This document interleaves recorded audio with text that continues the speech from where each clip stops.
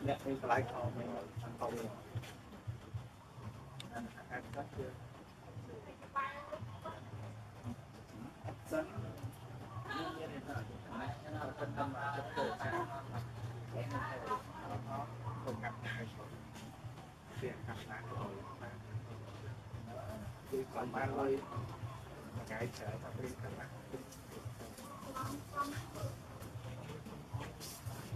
nó ba cái chở có cái câu đó tác thì ai đặt thứ ba thì câu